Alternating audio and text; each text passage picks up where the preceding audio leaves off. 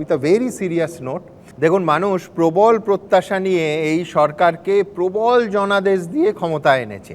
কাজেই তাপস দ্বারা যে আশাটা জাগাচ্ছেন সেটা পূরণ হলে গোটা রাজ্যের মঙ্গল।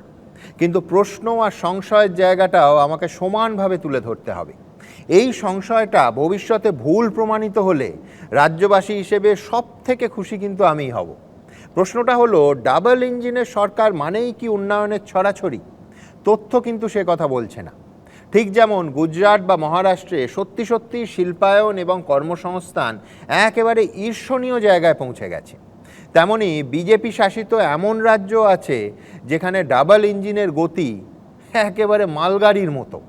আমি এ রাজ্যের প্রাক্তন বিজেপি বিধায়ক এবং এই মুহূর্তে নীতি আয়োগের ভাইস চেয়ারম্যান ডক্টর অশোক লাহিড়ির লেখা থেকে একটা পরিসংখ্যান দিই।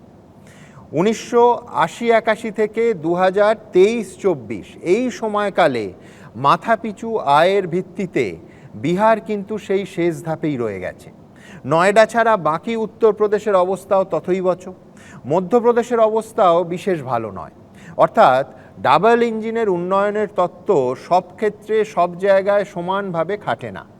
তবে পশ্চিমবঙ্গের ব্যতিক্রম হলে আবার বলছি, রাজ্যবাসী হিসেবে আমরা প্রত্যেকে গর্বিত হব। এবার আসি আমার পরের বক্তার কথায়।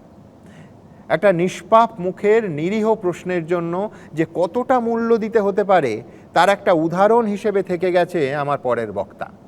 মাত্র 22 বছর বয়সের একটা মেয়ে পার্ক স্ট্রিট ধর্ষণকাণ্ডে মদন মিত্রের বক্তব্য আর ভাঙড় কলেজের জগ কাণ্ডে আরাবুল ইসলামের ভূমিকা নিয়ে প্রশ্ন করেছিল বলে রাজ্যের সব থেকে ক্ষমতাশালী মহিলা প্রকাশ্যে তাকে দাগিয়ে দিয়েছিলেন মাওবাদী আর সিপিএম ক্যাডার হিসেবে। তৎকালীন যে মুখ্যমন্ত্রী তার প্রশ্ন শুনে চেয়ার ছেড়ে উঠে চলে গেছিলেন, আজ রাজ্যের মানুষ প্রকৃত অর্থেই তাকে চেয়ারহীন করে দিয়েছে।